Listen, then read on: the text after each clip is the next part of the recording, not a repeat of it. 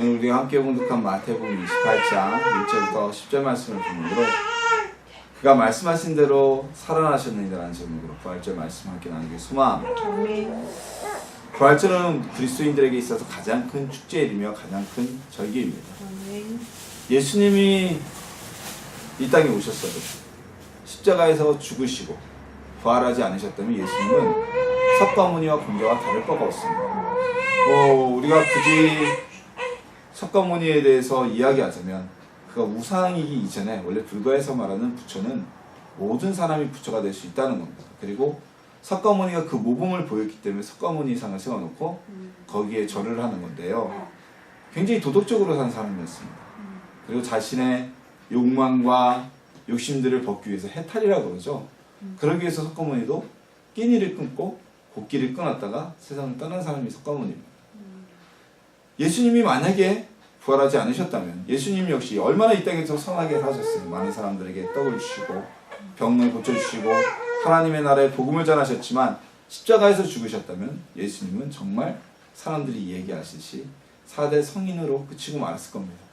더 중요한 사실, 우리는 구원에 이르지 못하였겠죠. 사망의 권세를 이기지 못하신 예수님은 우리의 죄를 사할 권세도 없었을 것이기 때문입니다. 그래서 우리 부활절은 굉장히 기쁨의 축일입니다. 우리나라야 유교 문화권이고 동아시아 문화권이기 때문에 그런 게 없지만 기독교 문명이 아주 많이 접해 있고 그리고 거의 1000여 년 이상을 기독교 문화 속에 살고 있었던 유럽이나 북미권에서는요, 남미 카톨릭권도 마찬가지고 부활절 휴가가 거의 우리나라 추석쯤 정도 돼요. 그리고 굉장한 축제를 벌입니다. 그래서 부활절 날을 어쨌든 큰 축일로 즐기게 되어 있습니다. 오늘 아침에 제가 새벽에 부활절 새벽 예배를 드리고 나서 이 검색어를 딱 쳐봤는데 오늘 예배 직전에는 부활절이 검색어에 올라왔더라고요. 검색어 1위 만우절. 그러니까 네이버라는 포털에서 부활절이라는 검색어, 부활과 연관된 계란 이런 검색어가 1위부터 10위까지 하나도 없었습니다. 굉장히 안타까웠습니다. 이제 이렇구나. 이 나라에서는 부활절이라는 것이 이제 그리스도인들만의 축일로 끝나는 거구나. 우리만의 리그가 되는 거예요. 사실 그래서는 안 되죠. 우리 교회도 그래서 어제 작지만 해마다 부활절 봉투를 만들고 그걸 나누면서 예수님 부활하셨습니다 라고 전하잖아요. 예수님의 부활은 우리에게 너무나 큰 기쁨입니다. 예수님이 탄생하신 것보다 어떻게 보면 더 큰 사역의 완성입니다. 탄생이 예수님의 사역의 시작이었다면 부활은 완성이었기 때문이죠. 용두사미가 되는 일이 얼마나 우리에게 많습니까? 하지만 용두사미가 아니라 예수님이 부활하셨기에 그 사역이 완성되어졌고 우리는 영생을 얻게 된 것입니다. 오늘은 우리가 28장, 마태복음 28장 말씀을 가지고 예수님의 부활에 대해서 함께 나누길 소망합니다. 예수님의 부활이 어떤 의미가 우리에게 더욱더 주어지는지, 그리고 이 부활을 맞을 때 우리는 어떠한 마음으로 부활을 생각해야 되는지 함께 나누며 부활절에 있었던 사건에 대해서도 함께 나누는 시간을 되기를 소망합니다. 예수님은 십자가에서 돌아가신 이후에 아주 급하게 매장이 되었습니다. 예수님이 오후 3시경에 십자가에서 운명을 하셨죠. 돌아가셨죠. 그리고 급히 매장이 되었어요. 오늘날로 말하면 염습도 하지 못하고 그냥 흰 생옷보 천에만 쌓여가지고 매장이 되셨습니다. 그래서 쉽게 얘기하면 오늘날은 장례 절차가 일단 사람이 세상을 운명을 다하시게 되면 고인에 대해서 염습을 하죠. 장례사들이 와서 다 염습한다고 해서 시신을 씻는 겁니다. 염습을 깨끗하게 씻고 그리고 수의를 입히고 이러한 과정을 거친 다음에 마지막으로 입관을 하고 그리고 운구가 나가게 되죠. 근데 예수님은 그럴 만한 시간이 없었어요. 여러 가지 요인이 있습니다. 첫 번째, 유대의 시간은 하루의 시작이 해 떨어지는 시작부터 해 뜨는 시작까지입니다. 즉 다시 말해서 오후 6시가 하루의 시작이 되고요. 새벽 6시가 그 다음날에 하루의 끝이 됩니다. 그래서 예수님이 돌아가신 날은 6월절 직전이었어요. 그래서 금요일이죠. 유대에 있어서 안식일은 토요일입니다. 그래서 예수님이 6시가 되기 전에, 안식일이 되기 전에 빨리 예수님의 시신을 매장했어야 했습니다. 안식일에는 그 누구도 어떠한 행동도 할 수 없었고 사실상 율법대로 따지면 시신을 만지는 일 역시 7일 동안을 부정하게 되는 더군다나 그 다음 날은 6월절 축일이었기 때문에 유대인들에게선 굉장히 큰 축제일이었습니다. 그래서 예수님의 시신은 빨리 매장할 수밖에 없었어요. 근데 마침 감사하게 다행히도 아리마대 사람인 요셉이라는 사람이 예수님께 자신을 위해서 예배했던 무덤을 내어줬기 때문에 그나마 예수님의 시신을 십자가에서 내려서 빨리 세마포로 싸서 늦지 않게 무덤에 매장할 수가 있었습니다. 아마도 아리마대 사람 요셉의 배려가 없었다면 물론 하나님 예비하신 것이지만 예수님은 시신을 매달리지 매장도 못했을지도 모릅니다. 자, 그리고 또 하나의 요인, 예수님이 온전히 장사 지내지 못했던 요인 중에 하나는 당시 예수님의 죽음의 원인에 있습니다. 얼마 전에 지금도 상영하고 있나요? 1987이라는 영화를 상영한 걸 제가 봤습니다. 그 1987이라는 영화는요, 우리나라 6심 민주화 항쟁을 가져온 대통령 직선제가 가능하게 했던 그 항쟁의 시발점이 되었던 박종철 씨에 대한 죽음에 얽힌 사건입니다. 당시 그 영화에서도 나오지만 박종철 씨가 사망을 했을 때 그 시신을 고문으로 인해서 사망하자 경찰들이 확보를 하고 그리고 유족들에게 접근하는 모든 취재진도 차단하고 급하게 화장을 치러버립니다. 이유는 하나입니다. 그 죽음이 세상에 알려지고 장례가 시작이 되게 되면 그것이 불씨가 돼서 엄청난 군중의 몰림과 시위로 발전할 수 있기 때문입니다. 근데 보면요, 고대 과거 우리나라에 있어서도 독재정권 시대, 군사정권 시대에 보면 대부분의 민주화 인사들이 의무사할 경우에는 정권에서 그 시신을 빨리 확보를 하고 거의 반강제적으로 장례를 치르게 만들었습니다. 고 장준하 선생이라거나 아니면 최종순 교수인가요? 서울대 교수. 그분 같은 경우도 그렇고 인혁당 사건의 피해자들도 그렇고 전부 다 빠른 시간 내에 장례를 치르도록 정권에서 압박을 했어요. 왜냐면 그 시신이 밖으로 나가고 그리고 사람들이 장례로 몰릴 경우에는 큰 소요가 일어나고 정권이 위태했기 때문입니다. 그 대표적인 예가 박종철 씨의 사망 이후에 일어났던 이한열 씨의 또한 사망으로 인한 장례죠. 60항쟁에 도와서는 그거예요. 60항쟁은 이한열 씨의 장례식이 바로 60항쟁이었습니다. 최루탄에 맞아 생을 달리한 그분의 장례식이 도화선이 돼서 60이 시작된 겁니다. 그리고 오늘날 민주화 개헌까지 오게 된 겁니다. 자, 이것처럼 예수님은 유대인의 왕이라는 반역죄의 죄목으로 죽음을 당하셨습니다. 그리고 누구나 봐도 예수님을 따르던 사람은 수없이 많았어요. 비록 예수님이 십자가에 달리실 때 그 누구 하나도 나서서 변호하지 않았지만 예수님께 떡을 먹은 사람만 7,000명이 넘을 정도로 예수님의 가는 곳에는 수많은 무리들이 군중처럼 몰려들었습니다. 그래서 예수님의 시신은 빨리 장례를 치러야 되는 것이 대제사장이나 로마 총독의 입장이었어요. 그래서 어떻게 진행이 됩니까? 아리마대 사람 요셉의 무덤에 예수님을 안치하자마자 대제사장을 비롯한 이들이 그 무덤을 지킬 군병들을 보냅니다. 무덤을 봉인합니다. 누군가 예수님의 시신을 훔쳐가서 제자들이 그 시신을 가지고 살아났다고 이야기하고 소요를 일으킬까봐 사람을 세웁니다. 그래서 제자들조차 어찌 보면 예수님의 유가족인 마리아나 그의 동생들조차도 예수님의 장례를 제대로 칠 수 없는 상황이 벌어지게 되고 만 겁니다. 그런데 그에 대해서 너무 안타까웠던 이가 있었어요. 바로 막달라 마리아입니다. 막달라 마리아는 12제자에 속하는 여인도 아니었고요. 막달라 마리아는 어떤 힘이 있는 권력가도 아니었습니다. 예수님 주변에는 니고데모와 같은 공회원도 있었고 권력가도 있었고 아리마대 사람 요셉과 같은 엄청난 부자도 있었지만 그리고 우리가 성서 역사상으로 연구를 하면 사도 요한이 그냥 물고기 잡는 이런 비천한 어부가 아니라 거대한 선단을 거느린 어부라고 우리가 보고 있습니다. 그래서 성경 복음서에 보면 나오죠. 대제사장의 사람들과 요한이 서로 친분이 있어요. 그 정도로 대단한 부자였고 갈릴리에서는 권력을 가진 사람 중에 하나였어요. 근데 그런 이도 아닌 막달라 마리아가 새벽에 해가 떠서 정확하게 말하면 오전 6시입니다. 오늘 우리 교회도 새벽 예배를 새벽 5시에 드렸지만 사실은 정확하게 하려면 새벽 6시에 드리는 게 어떻게 보면 맞을 수도 있어요. 새벽 6시가 되자마자 예수님의 시신을 염습할 향유를 가지고 예수님의 무덤을 찾아갑니다. 굉장히 비상식적인 일입니다.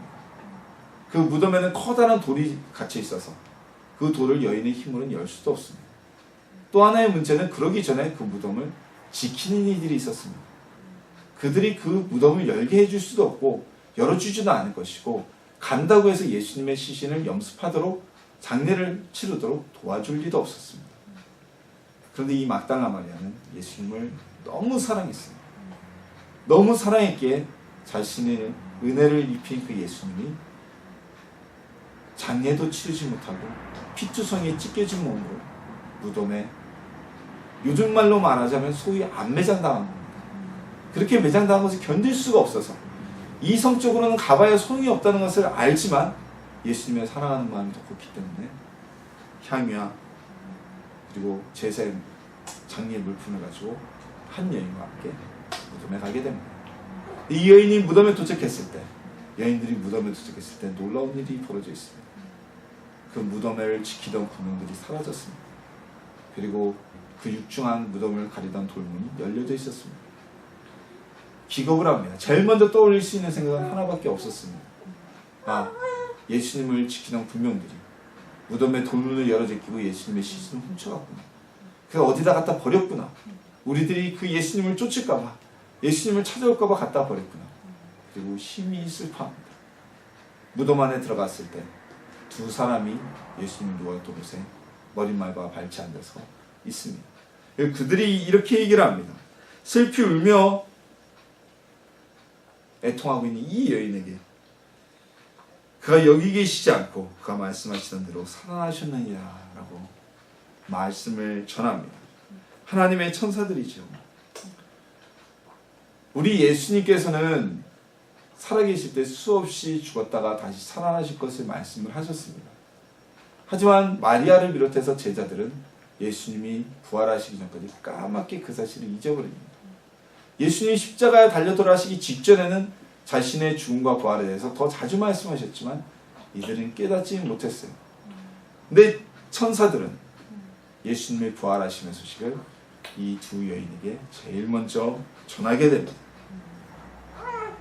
그가 말씀하시는 대로 너희가 걱정하듯이 대제사장이 예수님의 시신을 갖다 훔친 것이 아니라 그 시신을 갖다 불태워버린 것이 아니라 어디다 갖다 버린 것이 아니라 그가 다시 살아나셨느니라.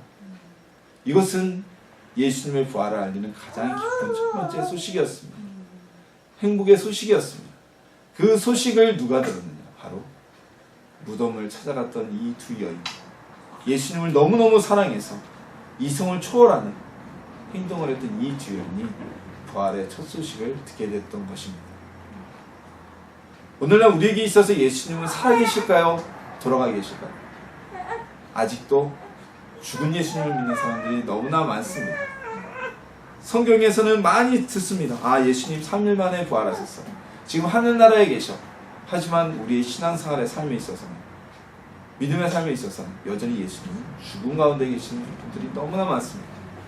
마치 제자들과 이 막달라 마리아와 또 다른 마리아가 예수님이 부활하실 것을 말씀하신 것을 까맣게 잊어버렸던 것처럼 우리 역시 우리의 예수님이 돌아가 계시고 때로는 그 예수님이 어디 죽어서 시신을 누가 훔쳐간 것처럼 여길 때가 많습니다. 하지만 그 가운데서도 그럼에도 불구하고 예수 때문에 그런 말이 있죠. 죽은 자식 잡는다고. 그런 얘기가 있죠.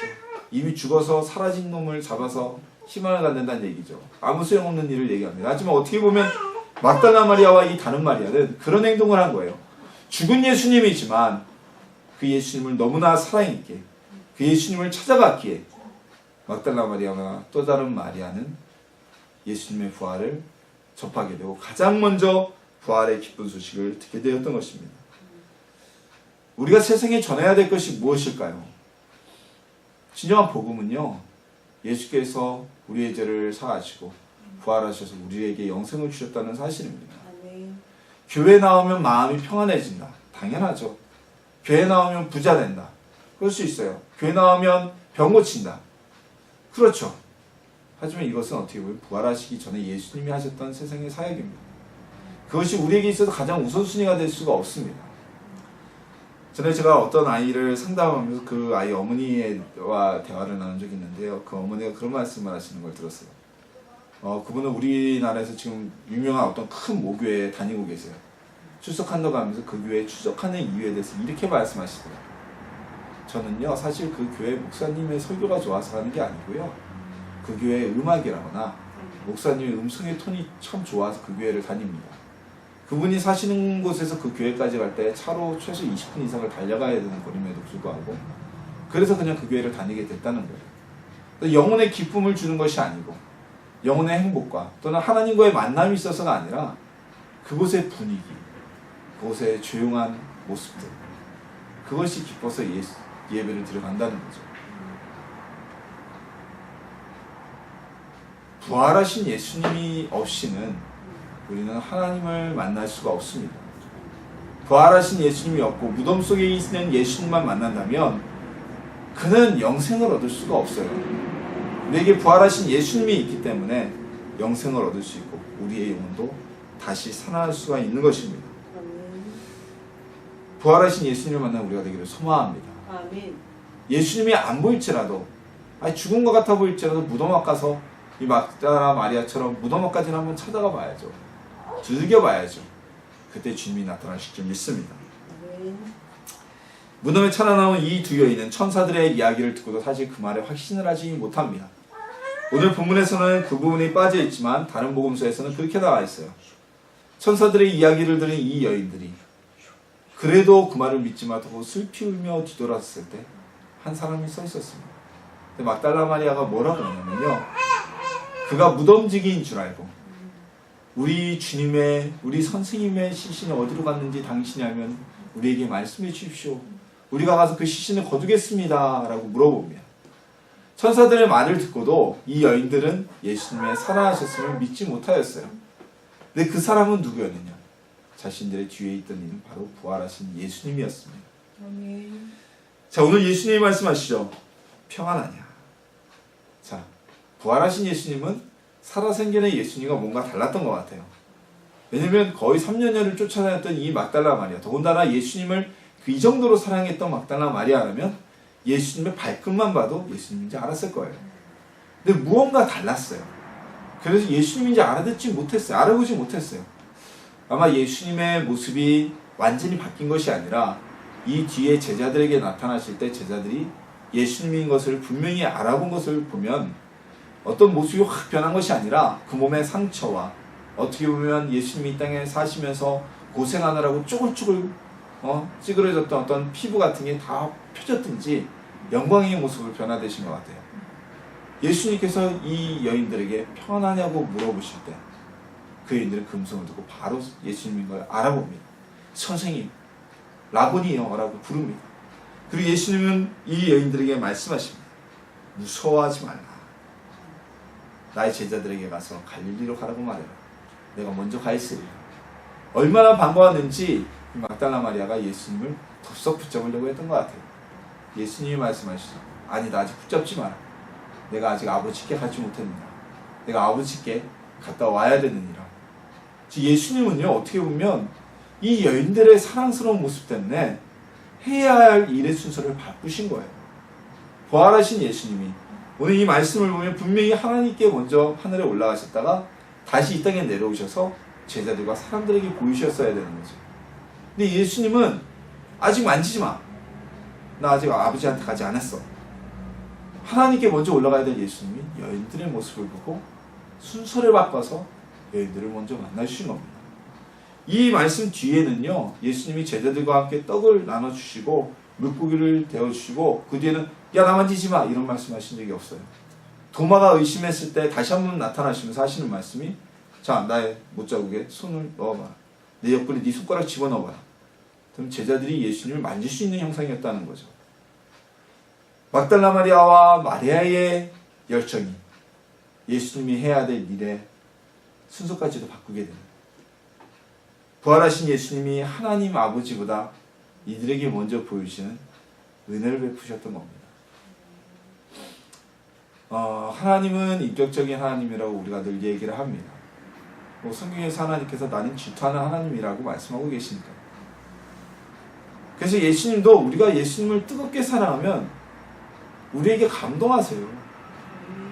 근데 우리는 늘 그러죠. 기브 앤 테이크를 얘기를 합니다. 하나님, 내가 이만큼 했는데 이만큼 안 채워주세요. 아니, 하나님 크신 분인데 이 정도도 안 해주세요. 우리 아이가 있지만 우리 서웅이가 지금 안강 울고 뗐으면 그냥 다 들어줍니다. 우리 집에서 그렇죠. 저희 집에서 예수님 다음으로 VIP고 임금이 우리 아이 서웅이라고 얘기를 합니다. 사실 그렇고요. 울면은 안아줘, 밤에도 깨면 달래줘, 지금도 예배 시간에 찡찡거려도 힘들어도 꼭 안아주고 달래주고. 근데 제가 한 15살쯤 됐는데도 저래봐요. 혼나죠? 회초리가 나가겠죠. 이게 아직도 정신 못 차리고 지금 몇 살인데 네가 지금 이래가지고 20살 돼서 그러면은 집에서 쫓아낼 겁니다. 이게 20살 됐는데도 아직 엄마 아빠 등이 기대가지고. 서웅이와 같이 우리의 믿음이 어린아이와 같을 때에는 어떻게 보면 동화의 믿음은 어린아이와 같은 믿음이었을 수 있어요. 그런 어린아이와 같은 믿음일 때에는 주님이 우리에게 먼저 보여주시고 먼저 채워주십니다. 하지만 성숙한 믿음이 되고 정말 예수님의 큰 은혜를 받고자 한다면 우리는 이 막달라 마리아와 마리아와 같은 먼저 행하는 믿음이 있어야 할 것입니다. 이 두 여인은요, 죽은 예수님을 찾아갔어요. 이때 제자들은 어떻게 할 수 있을까요? 제자들은요, 예수님이 죽었음을 인하여서 슬퍼하고 있었습니다. 눈 꼭꼭 쳐닫고 있었습니다. 무슨 생각을 했을까요? 야, 우리 이제 끈 떨어졌다. 우리 끈 떨어진 연이다. 예수님이 저렇게 죽었으니 이제 우리도 신성모독죄 같은 물로 몰려 죽을 수도 있겠구나. 이들은 예수님의 시신을 장례할 생각조차 하지 않았어요. 자신의 살아갈 길만 생각하고 있었을 겁니다. 근데 이 두 여인은 그들보다 더 뛰어넘었어요. 비록 돌아가신 예수님이지만 그 예수님을 사랑해서, 그 예수님을 너무너무 사랑해서 끈 떨어진 연이 아니라 우리 주님의 죽음까지도 우리는 함께 하겠는 거예요. 이 여인이 예수님께 장례를 치르러 갔다 대제사장의 무리에게 붙잡히면 똑같이 죽을 수가 있습니다. 구약의 법을 보면요, 구약의 법은 연좌죄예요. 그래서 고라와 함께한 자손들, 함께한 무리도 어떻게 됩니까? 하늘에서 불 내리고 땅이 갈라져서 고라와 함께한 무리들이 전부 다 죽게 됩니다. 12정탐꾼 중에 10명의 정탐꾼 무리와 함께해서 가나안으로 가라는 하나님의 명령을 배반하고 모세에게 돌을 들었던 이들 어떡합니까? 단 한 명도 남지 않고 가나안 땅에 들어가지 못하게 됩니다. 구약의 법률은 연좌죄예요. 가족의 누구 하나가 신성모독을 하면 그 가족이 모두 다 죽는 것이 구약의 법입니다. 그런데 이 두 여인은 그 법을 뛰어넘는 하나님을 바라보는 예수님을 사랑하는 행함을 하였습니다. 그랬기에 예수님의 부활을 제일 먼저 듣게 됩니다. 그 부활의 소식을 전하는 역할을 하게 됩니다. 우리 역시 부활하신 예수님을 만나기를 소망합니다. 무덤에 있는 예수님을 보고 있는 것이 아니라 다시 살아난 예수님을 만나기를 소망합니다. 예수님이 안 보이고 무덤에 있는 것처럼 느껴진다면 이 두 여인처럼 억울해서라도, 이 두 여인이 예수님을 사랑해서 갔지만 사랑할 마음이 없다면 억울해서라도 그 무덤을 쫓아가십시오. 주님이 우리에게 부활의 소식을 전해주시고 만나실 줄 믿습니다. 주님을 사랑했던 이 두 여인은, 너무나 사랑했기에 예수님을 장사치러 갔던 이 두 여인, 상식을 벗어나는 행동을 했던 이 두 여인은 예수님이 다시 살아나셨다는 소식을 처음으로 전해 듣게 됩니다. 그리고 부활하신 예수님을 그 누구보다 먼저 만나게 되었습니다. 우리 역시 이 여인들처럼 부활하신 예수님을 만나는 오늘 부활주일이 되길 소망합니다. 살아계신 예수님을 만나서 예수님이 주시는 그 은혜를 누리며 우리에게 주어진 축복을 누리는 하나님의 자녀가 되기를 예수님의 이름으로 축원합니다.